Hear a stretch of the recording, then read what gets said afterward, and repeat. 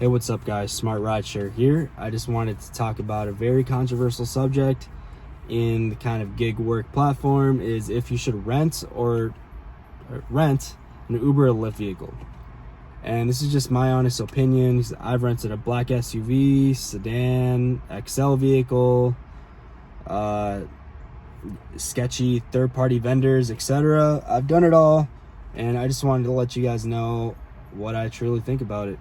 Just because I know there's a ton of people watching this right now that currently rent on Uber or Lyft and are just trapped in that platform.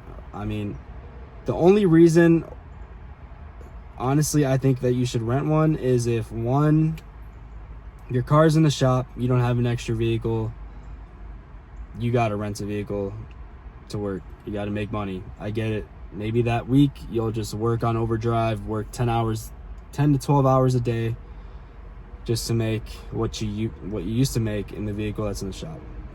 I get that. That's the reason why I had to rent one all those times, and other times I've rented it just to see how other vehicles are.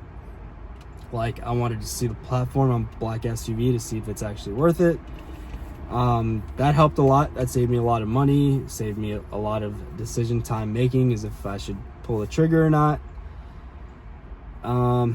But obviously Lyft and Uber's number one goal is low wait time. And when you have drivers at every single corner, Uber and Lyft do not care how oversaturated it is, because they're just gonna keep flooding the market, because that's what they want, low wait time for their customers, which makes sense in a business perspective. You want low wait times, so yeah, people aren't waiting and they can make more money. There's way more volume of rides if you're not accounting for time traveling to the person you're picking up. They don't care if we're making less.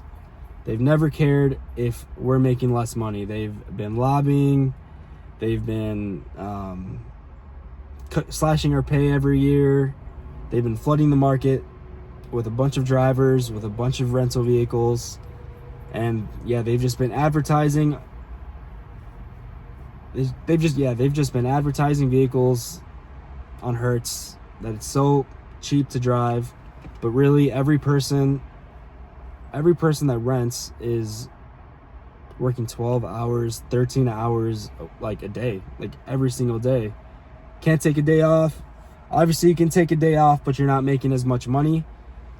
But to me personally, it just does not make sense to not save up for a car or just buy a car, because then you have both platforms. If you have both platforms, you don't have to work as much, or you can work the same amount, just make a lot more, because you're gonna have both platforms.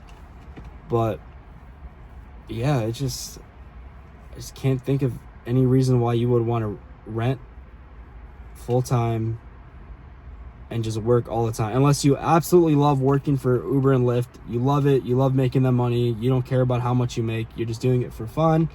You're just like a retired person, elderly, who just likes to see people and just they don't want to like make a commitment on buying a new vehicle.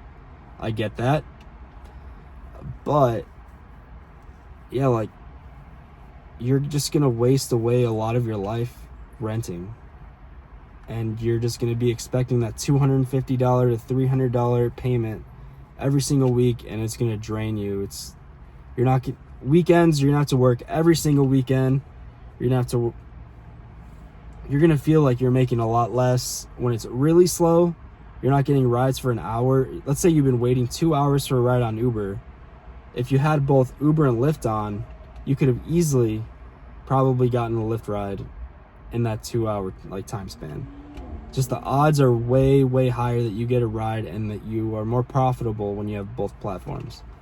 So the main issue of what I'm trying to point across is you're gonna have a terrible work-life balance.